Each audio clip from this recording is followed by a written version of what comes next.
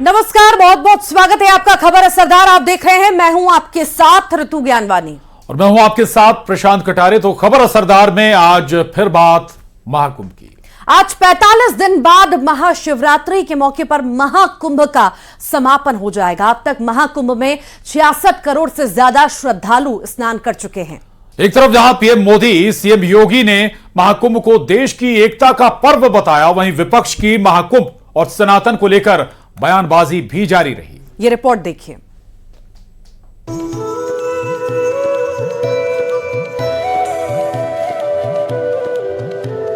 भव्य दिव्य अद्भुत अलौकिक महाकुंभ में आज अंतिम स्नान है। महाशिवरात्रि के मौके पर आज महाकुंभ का समापन हो जाएगा। प्रयागराज में श्रद्धालुओं की भारी भीड़ लगातार स्नान कर रही है। पीएम मोदी ने भी महाकुंभ को देश की एकता का संदेश देने वाला आयोजन बताया है। आने वाली सदियों तक 144 वर्ष के बाद हुआ ये महाकुंभ एकता के महाकुंभ के रूप से प्रेरणा देता रहेगा और देश की एकता को मजबूती देने का अमृत परोसता रहेगा। अब तक महाकुंभ में 66 करोड़ से ज्यादा लोगों ने पवित्र स्नान किया। सीएम योगी ने कहा कि महाकुंभ से देश की एकता का संदेश गया है। लगभग 66 करोड़ श्रद्धालुजन मां गंगा, मां यमुना और मां सरस्वती की इस त्रिवेणी में पावन डुबकी लगा करके राष्ट्रीय एकात्मता का एक नया संदेश पूरे देशवासियों को दे रहे हैं और वसुधैव कुटुंबकम के भाव के साथ हर एक श्रद्धालु जन को राष्ट्रीयता के प्रति समर्पण होने की एक नई प्रेरणा भी प्रदान कर रहे हैं। महाकुंभ को लेकर सीएम योगी के दिशा निर्देश के मुताबिक अधिकारियों ने व्यवस्थाओं को संभाला। देश दुनिया से लोग महाकुंभ पहुंचे। राजनीतिक, खेल और बॉलीवुड की जानी मानी हस्तियों ने महाकुंभ में स्नान किया, लेकिन विपक्ष की बयानबाजी लगातार जारी रही है। कुंभ में जिसने जो तलाशा उसको वह मिला। गिद्धों को केवल घास मिली, सुअरों को गंदगी मिली, संवेदनशील लोगों को रिश्तों की खूबसूरत तस्वीर मिली, आस्थावानों को पुण्य मिला, सज्जनों को सज्जनता मिली, गरीबों को रोजगार मिला, अमीरों को धंधा मिला। अखिलेश यादव ने भी महाकुंभ और सनातन को लेकर कई बार बयान दिए। सीएम योगी के पलटवार पर अखिलेश ने एक बार फिर निशाना साधा और कहा कि सीता माता के अपहरण के लिए रावण भी साधु के वेश में आया था, इसलिए हम सभी को सावधान रहने की जरूरत है। रावण को सीता माँ का हरण करना था तो रावण साधु के भेष में आया था, इसलिए हमें और आपको सबको बहुत सावधान रहना पड़ेगा ऐसे लोगों से जिनका व्यवहार, भाषा बहुत खराब हो गई है, अनडेमोक्रेटिक लैंग्वेज बोल रहे हैं। समाजवादी पार्टी के अध्यक्ष अखिलेश ही नहीं, कांग्रेस पार्टी के अध्यक्ष मल्लिकार्जुन खड़गे भी महाकुंभ पर विवादित बयान दे चुके हैं। आपको एक बार फिर दिखाते हैं विपक्ष के सारे बयान। মহাকুম্ভ আমি নাইবা বললাম, ওটা এখন মৃত্যু কুম্ভ হয়ে গেছে।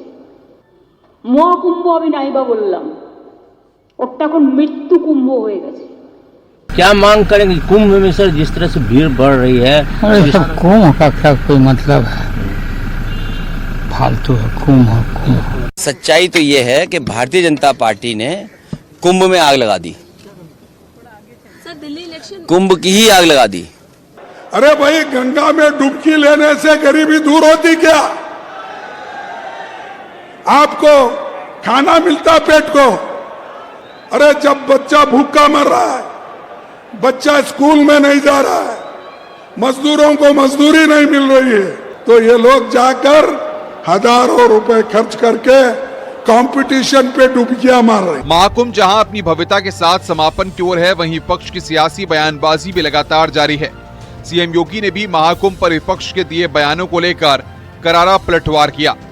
न्यूज़ 18 के लिए ब्यूरो रिपोर्ट।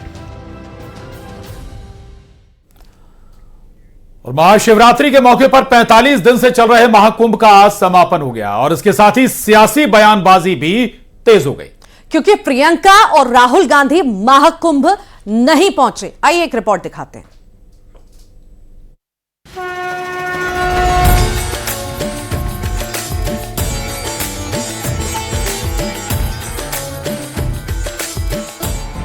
महाकुंभ में स्नान के लिए कांग्रेस से राहुल गांधी, प्रियंका गांधी, मल्लिकार्जुन खड़गे जैसे नेताओं के नहीं पहुंचने पर सियासी घमासान जारी है। महाकुंभ का समापन हो गया है, लेकिन राहुल गांधी और प्रियंका गांधी के त्रिवेणी के पवित्र जल में स्नान न करने पर बीजेपी लगातार सवाल उठा रही है। महाकुंभ में स्नान का जब मामला आया तो माना जा रहा था कि कांग्रेस पार्टी के मुखिया के साथ साथ तमाम प्रमुखों के गांधी फैमिली के नेता स्नान के लिए जाएंगे। दूसरी तरफ जब सवाल अखिलेश यादव पर खड़े हुए तो वो स्नान के लिए गए, लेकिन गांधी परिवार से कोई भी व्यक्ति महाकुंभ में स्नान के लिए नहीं पहुंचा। कांग्रेस अध्यक्ष मल्लिकार्जुन खड़गे ने महाकुंभ को लेकर विवादित बयान दिया था। खड़गे ने कहा था कि गंगा में डुबकी लगाने से गरीबी खत्म नहीं होगी, लेकिन वो भूल गए थे कि इंडिया गुट के ही समाजवादी पार्टी के प्रमुख अखिलेश यादव ने संगम में डुबकी लगाई थी। खड़गे ये भी भूल गए थे कि डुबकी तो संगम में प्रियंका गांधी ने भी 2021 में लगाई थी। पंडित जवाहरलाल नेहरू ने भी संगम में स्नान किया था। 1954 के प्रयागराज कुंभ में जवाहरलाल नेहरू गए थे। चर्चा थी कि राहुल गांधी प्रयागराज में महाकुंभ में स्नान करने जाएंगे। राहुल गांधी 2 दिन रायबरेली के दौरे पर भी रहे थे, लेकिन वो महाकुंभ में स्नान के लिए नहीं पहुंचे। इस पर बीजेपी का कहना है कि राहुल गांधी को सनातन धर्म से कोई लेना देना नहीं है। ये तो केवल चुनाव के समय ही कुर्ते के ऊपर जनेऊ पहनकर घूमते हैं। सोनिया और प्रियंका गांधी का भी सनातन धर्म से कोई लेना देना नहीं है। हिंदू बनने वाले राहुल गांधी, प्रियंका वाड्रा, रॉबर्ट वाड्रा जब कहीं चुनाव होता है तो किसी मंदिर में चले जाते हैं, चुनरी ओढ़ लेते हैं, पूजा पाठ की फोटो खींच देते हैं, लेकिन सबसे हिंदू धर्म के जहां करोड़ों करोड़ों लोग आते हैं, सबका सम्मेलन होता है संगम में डुबकी लगाने के लिए, राहुल गांधी, प्रियंका गांधी और रॉबर्ट वाड्रा का आना यह दर्शाता है कि वो नकली हिंदू हैं और सनातन से उनका कोई लेना देना नहीं है। कुंभ स्नान में अखिलेश यादव अपने कार्यकर्ताओं के साथ संगम में स्नान करने पहुंचे थे। कांग्रेस के बड़े नेता सचिन पायलट और यूपी कांग्रेस के अध्यक्ष अजय राय भी महाकुंभ स्नान करने पहुंचे थे। कर्नाटक के डिप्टी सीएम डीके शिवकुमार, कांग्रेस नेता दिग्विजय सिंह ने भी संगम में स्नान किया। और यहाँ तक कि कांग्रेस के बड़े नेता, चाहे वो दिग्विजय सिंह हो, चाहे राजीव शुक्ला हो, और डिप्टी सीएम कर्नाटक शिवकुमार जी, ये सब लोग आए और उन्होंने अर्धकुंभ में, इस महाकुंभ में डुबकी लगाई।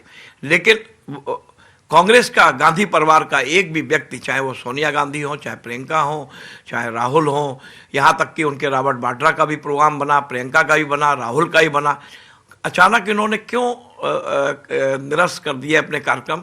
ये और यहाँ तक कि उनके पार्टी अध्यक्ष खड़गे जी भी नहीं आए, और जबकि दक्षिण के बहुत लोग इस आस्था के महाकुंभ में आकर स्नान करके चले गए। दरअसल खड़गे के बयान के साथ कांग्रेस के नेता ही नहीं दिखे। संगम में डुबकी लगाने वाले कांग्रेस नेताओं की लिस्ट लंबी होती चली गई। सचिन पायलट, डीके शिवकुमार, दिग्विजय सिंह और उनके बेटे जयवर्धन सिंह, राजीव शुक्ला, अभिषेक मनु सिंघवी, यूपी कांग्रेस के प्रदेश अध्यक्ष अजय राय ने भी संगम में स्नान किया। हिमाचल प्रदेश के सीएम सुखविंदर सिंह सुक्खू ने भी त्रिवेणी में स्नान किया। और या उनकी जो वोट बैंक की जो तुष्टीकरण की जो राजनीति है, वो उनके मन मस्तिष्क में हावी थी, क्योंकि भगवान राम को भी काल्पनिक कहने वाले लोग, और यहाँ तक कि भगवान राम के मंदिर के मामले में भी जितने ये जो कई सालों तक ये मामला अटका रहा, उसमें भी कांग्रेस का बड़ा हाथ था। वहीं कांग्रेस नेताओं ने भी संगम तट पर डुबकी लगाने के बाद लोक कल्याण की कामना की और देश की सुख, शांति और समृद्धि के लिए प्रार्थना करते नजर आए। मतलब गरीबी को धोने के लिए महाकुंभ का ये अमृत स्नान था। ऐसे में सवाल अब उठने लगा है कि महाकुंभ के आयोजन को लेकर जिस तरह से कांग्रेस पार्टी सवाल खड़ा कर रही थी, आखिर गांधी फैमिली से लोग महाकुंभ में स्नान के लिए क्यों नहीं गए। कैमरा पर्सन रवि के साथ अलाउद्दीन, न्यूज़ 18 लखनऊ।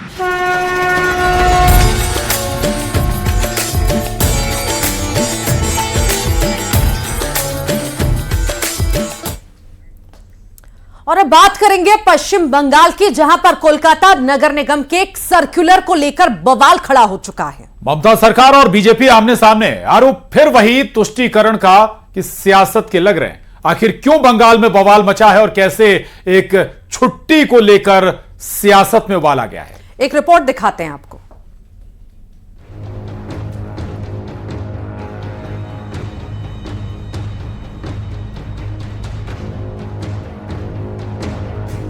कोलकाता नगर निगम ने एक आदेश जारी किया है जिसमें ईद की छुट्टी एक दिन के लिए बढ़ा दी गई है, जबकि विश्वकर्मा जयंती की छुट्टी कैंसिल कर दी गई है।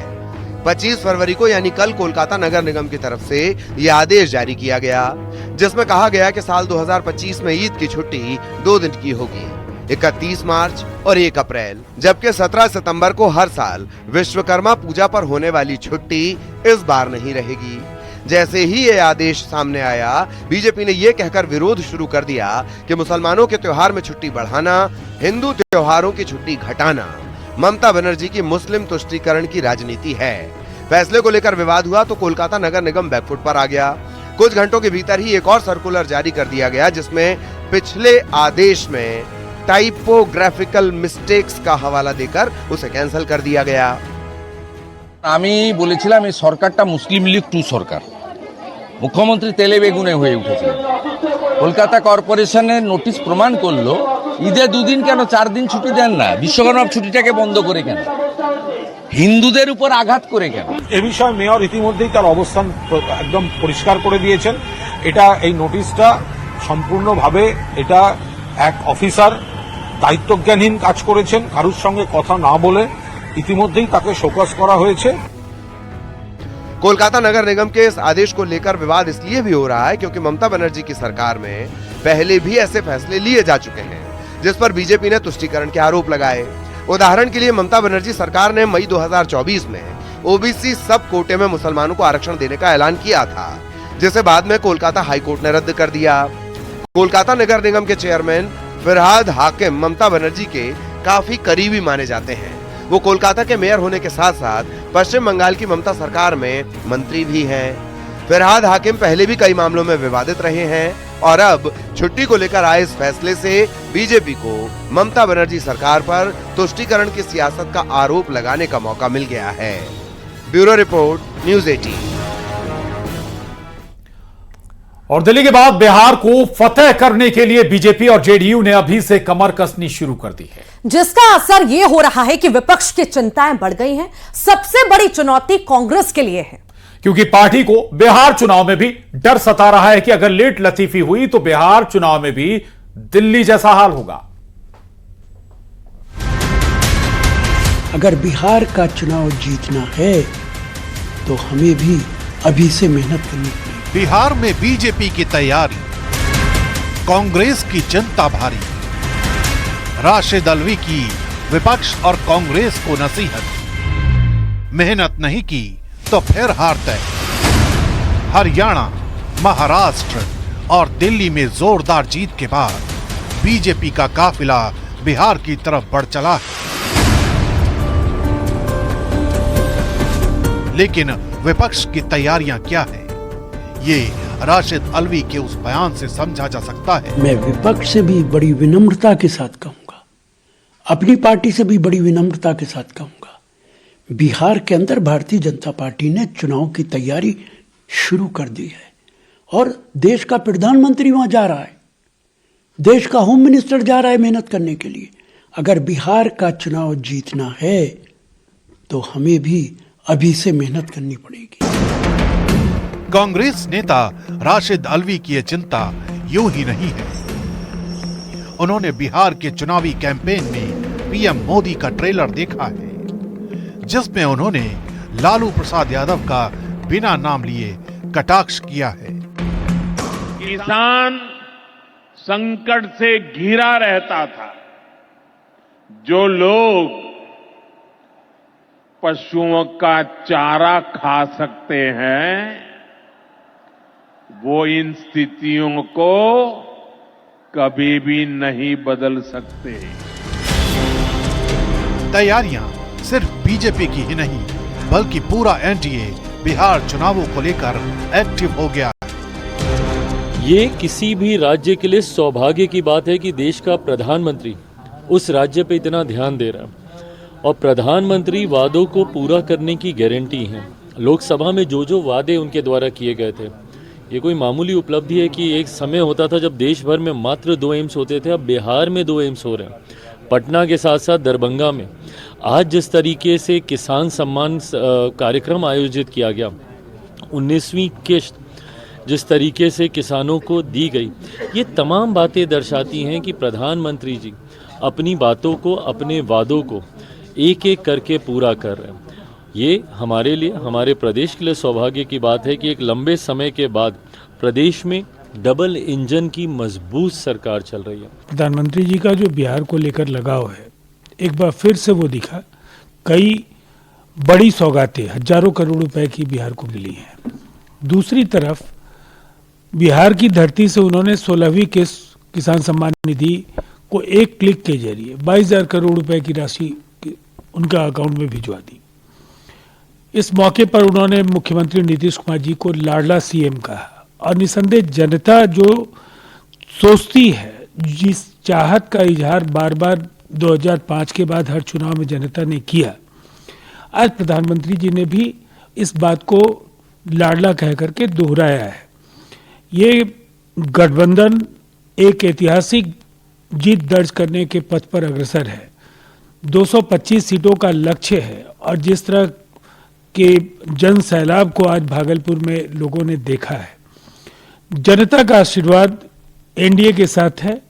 नीतीश कुमार जी की अगुवाई में अगली सरकार बनना बिल्कुल तय है। बिहार में एनडीए की इन चुनावी तैयारियों के बीच कांग्रेस की बेचैनी इसलिए भी बढ़ रही है क्योंकि बिहार में सहयोगी की भूमिका निभाने वाली आरजेडी का खुद का स्टैंड भी क्लियर नहीं है। पार्टी सिर्फ सोशल मीडिया पर सियासी हमलों से काम चला रही है। यही वजह है कि पीएम मोदी के इस ट्रेलर ने विपक्ष की हवाइयां उड़ा दी।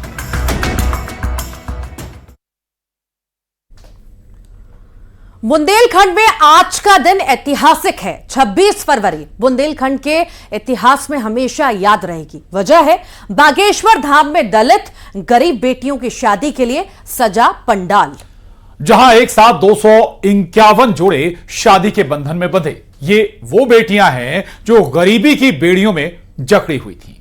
परिवार की स्थिति ऐसी नहीं थी कि धूमधाम से शादी हो सके, लेकिन आज इन बेटियों की शादी में खुद महामहिम राष्ट्रपति द्रौपदी मुर्मू पहुंची और शासन, सत्ता और संत का समागम एक साथ दिखा तो बेटियों की शादी का यह कार्यक्रम ऐतिहासिक बन गया।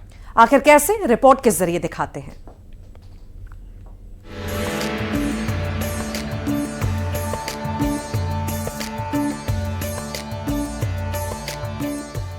बागेश्वर धाम की सजावट देखिए। घोड़ों पर आए दूल्हों में उत्साह देखिए। दुल्हन बनी लड़कियों को देखिए। ये नजारा है बागेश्वर धाम का, जहां 251 कन्याओं की धूमधाम से शादी हुई। इस शादी की सबसे खास बात ये रही कि इसमें देश की महामहिम राष्ट्रपति पहुंची। शादी के बंधन में बंधे जोड़ों को राष्ट्रपति द्रौपदी मुर्मू ने आशीर्वाद दिया। उनकी शिक्षा, स्वास्थ्य और सुरक्षा पर ध्यान दे। हमारे छोटे छोटे प्रयास हमारी बेटियों को सशक्त बनाए। बागेश्वर धाम में शासन, सत्ता और संतों की त्रिवेणी की मौजूदगी में विवाह के कार्यक्रम संपन्न हुए। सीएम डॉक्टर मोहन यादव ने हर जोड़े को 51,000 रुपए देने का ऐलान किया। और जैसा कि महामहिम ने अपना उपहार दिया है, हमारी सरकार की भी योजना है महाराज जी कि जो विवाह करता है उसको हमारी सरकार के द्वारा भी 51,000 रुपया प्रति जोड़ा देने की हमारी भी अपनी भावना है। इसलिए सभी विवाह होने वाले दंपतियों को सरकार की योजना का लाभ मिलेगा। यही नहीं, शादी के बंधन में बंधे जोड़ों को बागेश्वर धाम की ओर से घर गृहस्थी का सामान दिया गया। करीब 2,50,000 रुपए का ये सामान दिया। इसमें डबल बेड, सोफा, आटा चक्की, अलमारी, ड्रेसिंग समेत 56 घरेलू सामान दिए गए। बागेश्वर धाम में जिन कन्याओं का विवाह किया जा रहा है उनके लिए उपहार सामग्री यहाँ पर लाई गई है। आप देख सकते हैं कि लगभग 53 सामान की सूची जो है वो उनको दी जानी है, जिसमें डबल बेड हो, सोफा की बात हो या फिर कूलर की बात, अलमारी है, ड्रेसिंग टेबल है या श्रृंगार के या घरेलू उपयोग की समस्त चीज़ें जो है यहाँ दी जा रही है। लेकिन दो सबसे महत्वपूर्ण चीज़ें जो इन बच्चियों को दी जा रही हैं वो है आटा चक्की और इसके साथ ही सिलाई मशीन। पंडित धीरेन्द्र शास्त्री ने कहा, देश के मंदिर मठ दान पेटियों को गरीब कन्याओं के लिए खोल दें तो किसी परिवार को बेटियों के विवाह के लिए परेशान नहीं होना होगा।